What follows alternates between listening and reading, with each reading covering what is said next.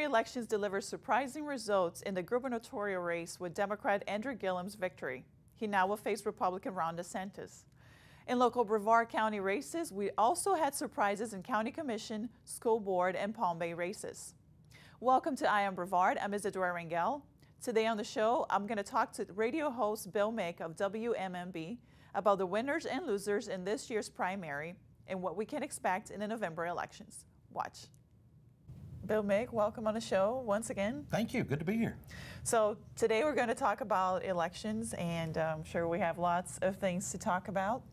But let's begin with the results of the primary election in the gubernatorial race. Let's look at the Republican ticket first. Ron DeSantis beats Adam Putnam, which wasn't really a surprise. I mean, we had seen him surge in the polls, but tell us why the enthusiasm behind Ron DeSantis, and really he sort of trounced Adam Putnam with believe close to 20 points. DeSantis gained momentum when the president supported him, but there is almost an anti-incumbency, anti-establishment Republican theme in a lot of these races, and Adam Putnam was seen as the guy who was groomed from an early age to be this guy, and voters are tired of that. And DeSantis rang the bell really well with voters. And the big thing that got me, Adam Putnam lied about Ron DeSantis' record in Congress. Republicans don't like their own candidates lying. I don't like it. And I saw it up and down the ticket. And that convinced me I could never vote for Adam Putnam for this job.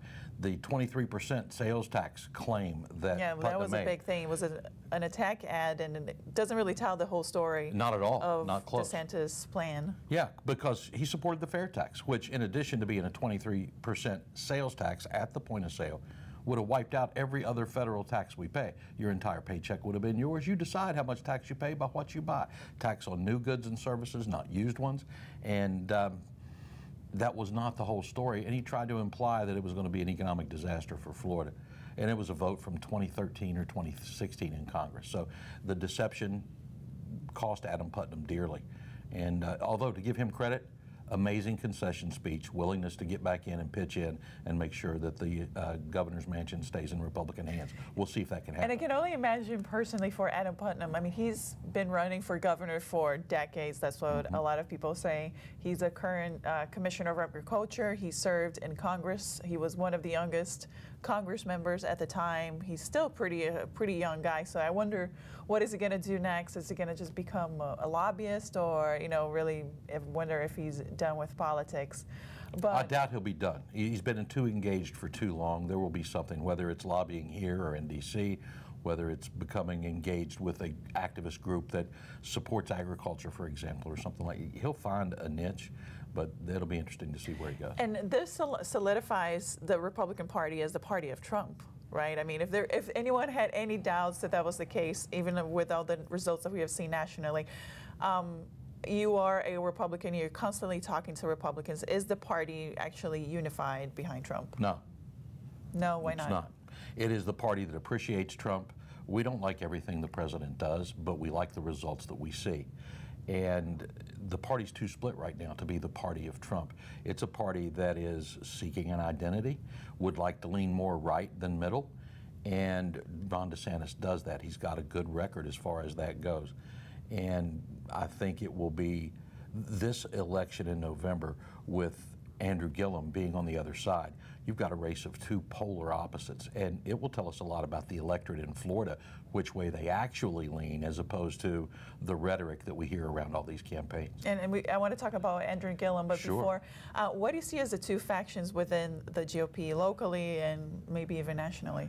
I think it's across the state and nationally, is that you have the establishment Republicans who are not as conservative as they talk, and then you've got the more conservative fundamental Republicans who are strict constitutionalists, who are major Second Amendment advocates, who are believers in every aspect of the Constitution, the First Amendment included. And you've got those who will talk that game and then act differently when they're in elected office. And again, we don't appreciate the lies and where does the president fall within it? Because the president, I mean, it's really hard to pin him down on this ideological spectrum, right? Because he's got a vast experience professionally before he became a politician, where he has supported politicians of various stripes depending on what his business needs were. I think we have to judge the president on his record now. He is conservative economically. He's even ticked off some conservatives with the embargoes and those types of things, or the tariffs that he's talked about. But we've also seen those be effective and not necessarily implemented as they were discussed. I think you have to look at his record on judicial appointments, and there are some conservatives not happy with the Kavanaugh appointment, but much happier they would have been had it been a Hillary Clinton appointee. I think you judge the president on what he has done since he was elected, and I think by and large Republicans are happy with that, unless you're an establishment Republican who didn't want to see Donald Trump be the head of that party. Yeah, and let's talk about Andrew Gillum, the Sure. Democratic nominee. He stunned the whole state. If you look at the initial polls in this race, he was trailing. He was probably fourth, or I think even fifth place. He was still fourth last week. Yeah, and he came back. He was surging in the polls, but I was actually stunned. I thought that Gwen Graham, she was winning. I think earlier in that night, I think she was winning, and then he just kept going and going and going and won, I think, 34% of the votes. Were you surprised by that victory? But given that it seems like we're choosing extremes on both sides, right? I won't agree with the last part of the statement. I don't see DeSantis as extreme. You might. As for Gillum, it was a surprise. He was, Gwen Graham had a 7 or better point lead going into Election Day. The last poll before Election Day, she's up by 7. It tells me the pollsters aren't going to the right places to find their information, or they're asking the wrong questions as they do. He had Bernie Sanders support a week earlier, came to town, toured the state with him. I referenced it on the show as the loser tour. How wrong was I? I still think it's a loser tour, but that's another story. But that support, and in many areas, it is that farther left Democrat that's getting in charge of local parties, that's being the activist. You're seeing that activist arm. But even here in Brevard, because the new Brevard Democratic Party is in line with Gillum and the more progressive wing. Absolutely. And I think for that reason, you're seeing that kind of support for Democratic candidates. I don't think that resounds with mainstream Democrats a lot. And I think when we march into this campaign to November, we're going to see distinct differences between Ron DeSantis and Andrew Gillum that will tell us a lot about the electorate in Florida. I wrote a column this week about what did we learn about the electorate here in Brevard.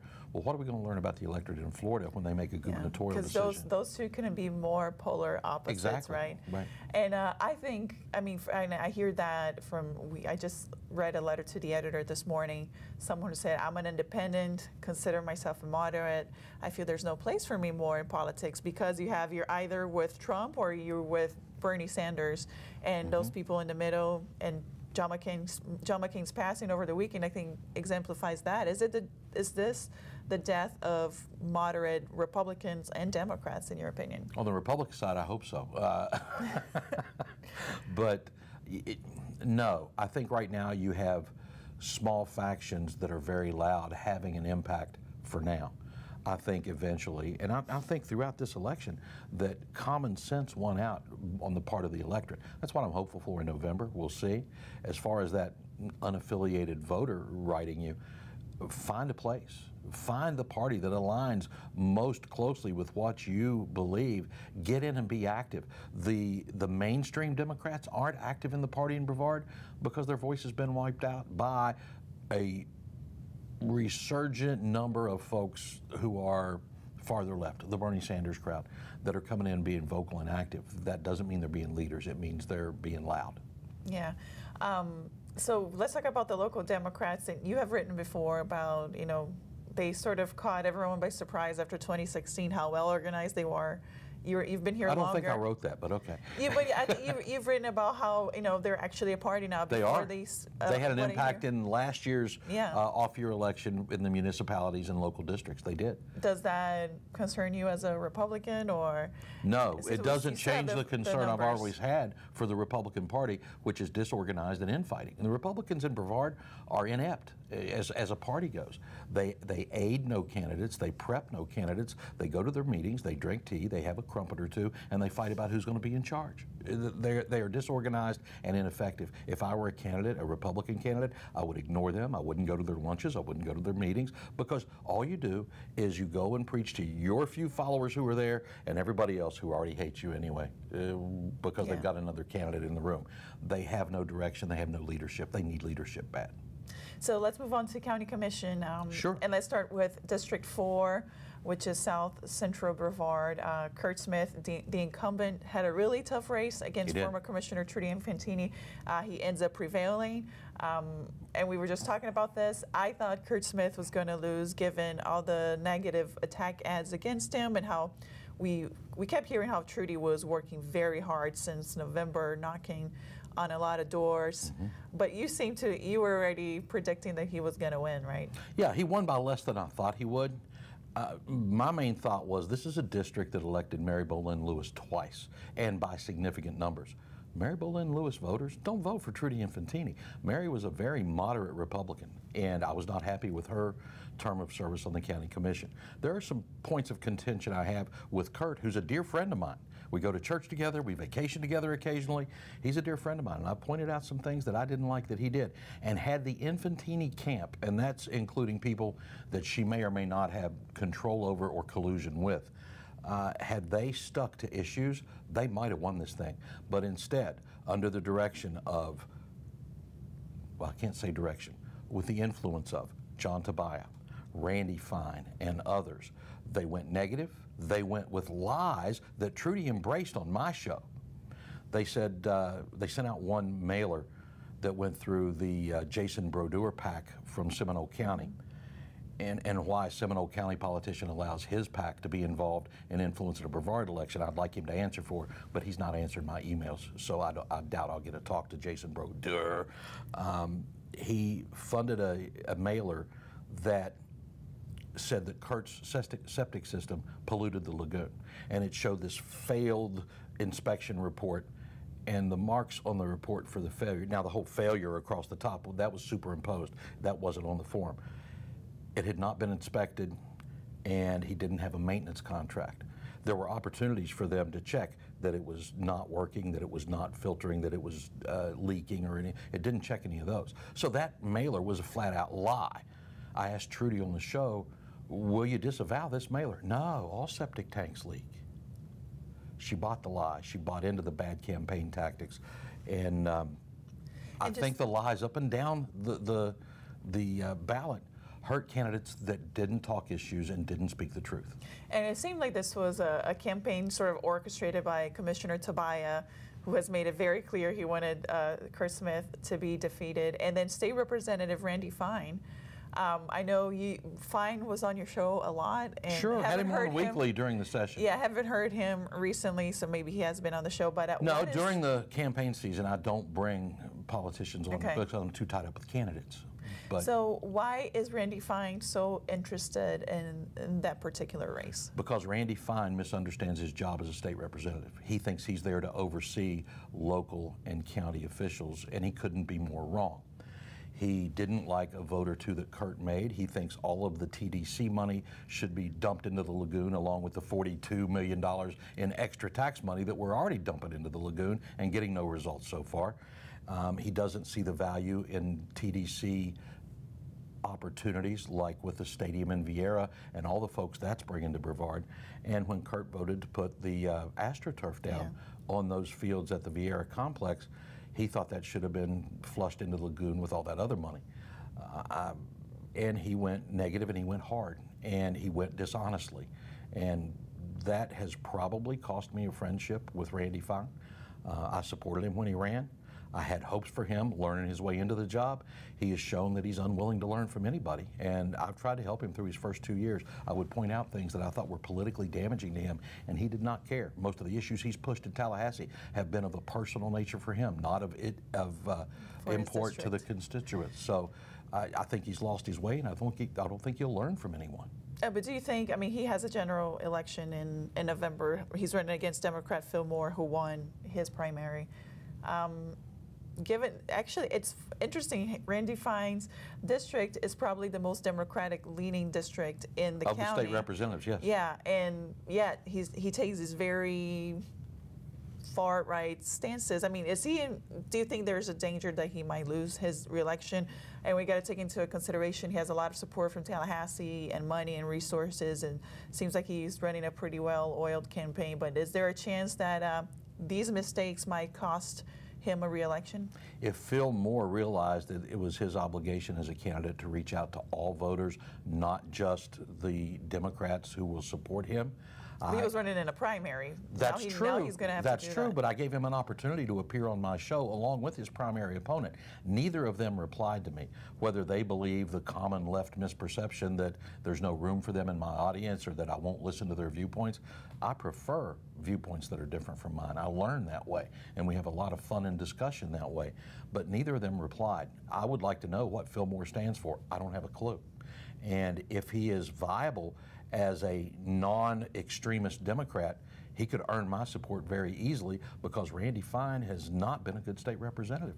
Right now, I don't think he can beat Randy. I think it will be very tough because of the money, because of the support that you mentioned, and because it's tough to outspend somebody, although Andrew Gillum did it on the top of the ticket. He did. Maybe there's hope. Actually, so did Ron DeSantis. And yeah, that's true. It seems like having more money doesn't really mean that you win an election. Again, if it's about message and if it's a good and honest message, there are places Randy Fine is vulnerable. And if you hit those correctly, you might be able to pull off a win. I seriously doubt he can. But if there had been a viable Republican in a primary against Randy Fine, I'd have been all over that because I think he's misused his office. I think he has abused what authority he believes he has. He's already threatened to retaliate against Phil Archer for being involved in the District 4 campaign and actually endorsing and or donating to Kurt. And now he wants to make it illegal for state attorneys and sheriffs to do that. A lot of the things he pushes seem very self-serving. Or maybe just retaliation against people. Well, I call him retaliating Randy. And so let's move on to County Commission District 2, where we saw, I think there was an upset there. Brian Lober, who is a novice to politics, jumped into the race pretty late, a couple of days before qualifying ended, beat Chuck Nelson, who was a former commissioner and sort of a known quantity in District 2. We previously talked about how John Tabaya was trying to get Trudy elected, so he has a coalition on the commission. Could Brian maybe be that person for John Tabaya to push for more conservative ideas on the commission? He's going to need somebody to tell him what to do because he's clueless. He came in and had a horrible interview on my show. Chuck Nelson, as much as I disagreed with him many times for his acts in his 8 years on the county commission, knows and understands the county, knows and understands the county budget. Brian Lober came in with wacko fringe ideas about what to do with the budget. His first one being, well, we'll just cut all the county commissioners' salaries by $10,000, get them closer to the median wage here in Brevard. Like that 50 grand a year is going to make a drop in the bucket of $1 billion budget. It was a wacko idea and it didn't sound good. I hope he learns. I don't know what kind of challenge he'll have from his Democratic opponent. I think he will see support. I think Republicans will get behind him. His interview was poor. He didn't have good ideas. I hope he has them before November, but I don't know. What made the difference for him? I mean, he ran very vicious campaign attack ads against Chuck Nelson, calling him a rhino. And I remember there was even a mailer. He photoshopped Chuck Nelson's face next to Barack Obama and Hillary Clinton. He had a comedian who was an Obama impersonator give his endorsement to Chuck Nelson. I didn't get to see that, but I would have enjoyed that. It was funny, but in a very cringe-worthy way. I think, and we might disagree on this. The same thing with Randy Fine's Creature from the Black Lagoon mailer about Kurt, right? Maybe that was Randy's, so yeah. Yeah, so funny. You think those attack ads made a difference, or, I mean, what was the defining factor for him? You had a commentary in Florida today by Rick Lacey, the alleged head of the Republican Party here in Brevard, saying that he thinks Republicans are for term limits. Rick, that's an idiotic statement. We have term limits every election. Yeah. Have the guts to vote out the bad ones. But there is an anti-try to violate term limits kind of mentality out there. Trudy was perceived that way, and not to mention that she was carpetbagging, moving from district to district to find a spot. Chuck had 8 years. Maybe folks felt that he'd had his shot and that 8 was enough. I don't know. I think Chuck would have been a stronger representative for that district than Brian Lober. I hope Brian Lober proves me wrong if he gets elected. So let's move on to other races on the ballot. Sure. And we saw a couple of incumbents being voted out. And let's start with the school board. Andy Ziegler lost in District 5. There's going to be a runoff in November. The two vote-getters were Katie Campbell and Callie Damerow. Andy Ziegler has been on the board since 2008. What do you think was what made him lose? And we know Ziegler has been involved in a few controversies, including a sexual harassment complaint. He hasn't been found guilty of it, but and then there was also that software deal that he approved. I mean, are voters just really sick of establishment and incumbents, or? Well, as you know, I release how I vote to my audience prior to the election, every election. And I selected Katie Campbell in this race. Number one, I wanted Andy to have a challenge and to seriously think, why did I get a challenge? I didn't realize he wasn't going to be. I thought he'd be at the top of this ballot, to be honest. I thought he would be the leader and then have to run against Katie in the end.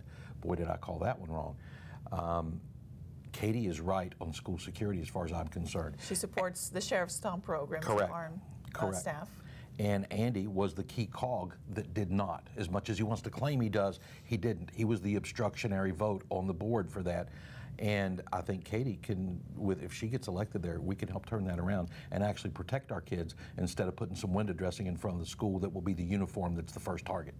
And we have talked about this many times, and we have a story at FloridaToday.com about how the results of the school board races might determine whether the board reconsiders its decision to table the STOMP program. And Katie supports the STOMP program, so does Charles Parker in District 2. He came in second, but it made it to the runoff. Misty Belford seems to be, she's going to win her runoff in District 1, so she has a write-in candidate. But there is a chance, if those two candidates win, that they might revisit that position. Well, and Matt Susan seems to be on the right side of STOMP, if you ask me, and we know Tina Deskovich is there. So you could end up with a 4-to-1 vote if Misty doesn't get on board with it. The funny thing for me about STOMP is that all of them, including the former superintendent, were behind the sheriff, with the sheriff when he announced the program, and then as they started considering it afterwards, they started trailing off. That's what led to Wayne Ivy's frustration and said, okay, pull STOMP off the table for now, let's get something done. We got to do something to protect kids. In that Charles Parker race in District 2, he'll run against Cheryl McDougal, who had 6 more points in the vote than he did, but there's 21% of the voters that were out there that went to Frank Sullivan. Where are they going to go? I see them more likely to fall to Charles Parker than they were to Cheryl McDougal. He may be able to run away in that race, but he's going to have to work to make it out. I think a lot of things are going to play into that. It is a general election, so it's going to be a different electorate. I think a lot of it is going to depend on whether we see that. Well, no, it's the same electorate because that's a nonpartisan race, so it's the same people. But more people are going to turn out in the general. That's the expectation. I think from what I've talked to Democrats, they have a lot of hope for District 2, which includes Merritt Island, Cocoa Beach, that area. And they have Mike Blake running for the State House. He's a former Cocoa mayor. They have a Democrat in the County Commission District 2, and they have Cheryl McDougal. I think if there is a place in Brevard where Democrats might give Republicans a hard time, that might be that part of the county. Not saying it is certainly a fairly tough race there. That's true. And after an ugly Republican primary in the House race there, I think Tyler Soroy will prevail over Mike Blake. It depends on what kind of campaign Mike runs. Last time Mike ran, he didn't have time to come in for an interview with me. I would love to have him in and talk to him. I understand he's a wonderful human being. I've talked to him maybe on the phone once. And we had a forum with him, and he was very entertaining. I think very high energy. What I liked in that primary in the District 51 races, Tyler Soroy stayed on the facts, stayed on the issues. Henry Parrish was lying from the beginning, then he ran into tax problems at the end, And Tyler Soroy trounced Henry Parrish as well He as ran he should a have. seamless campaign. You could just tell how Well, organized and it what was. idiot goes and picks on Guy Spearman, the most powerful lobbyist in the county? Oh, that would be Henry Parrish. Thank you very much. Yeah. We have a couple of minutes left, but I want to talk about Palm Bay. Sure. Trey Holton, the sitting councilman, has lost the election. There will be a runoff between Kenny Johnson and Thomas Gum. Trey Holton, I mean, he has been in the news a lot. He's part has been involved in some controversies. Why did he lose? Trey can have an abrasive personality. Trey has been around Brevard politics for 15, 18 years. He certainly knows the players. I'm not sure he always knows himself. He has generated some controversy, and he had some issues that probably aren't political related, but were exacerbated by politics. He's been on and off the council twice, and who knows, he'll still stay around, involved somehow, trying to be an impact, maybe find his way back into another political race. But I think folks are tired in Palm Bay of the clown show that has become the city council there, and they see him as part of the problem. Now, whether he is or not, it's another question. But I think the voters in Palm Bay were tired of that, and they're looking for something different. Well, but Jeff Bailey, who's also a sitting councilman, he won the majority of the votes, and he still has a runoff. So it seems that they're not completely fed up with all incumbents. It seems like, could this be directed at Trey Holton personally? It may, but again, he can be abrasive. He can be abrasive, and I've seen him do some stupid things on Facebook. I've seen him do some stupid things via text, and the messaging, even a year and a half, 2 years old, can hurt you. People don't forget those kind of things when you go off the rails. So that's possible. I don't know. I didn't get to pay a lot of attention to the issues in the Palm Bay races, other than what's been in the news over the last couple of years. And Jeff Bailey, I don't think, is part of the solution there, but we'll see what happens. We have only a few seconds left, but what are going to be the races that you're going to be watching before November? Certainly the governor's race, that's going to be a bellwether for how the state's going to go. I think it's going to be a squeaker between Rick Scott and Bill Nelson. I hope Rick Scott can win that. It's the most serious challenge Nelson has had. The House races will be interesting, particularly District 51 will be interesting. District 53, again, I think Randy Fine gets reelected. The county commission races will have a big impact on what direction, budgeting-wise, the county goes, and the school board races will be interesting too. Bill Mick, thank you for being on the show again. Always fun, Isadora. Thanks. Thanks. That's it for I Am Brevard today. You can rewatch this episode at floridatoday.com and on our YouTube channel. Thanks for joining me.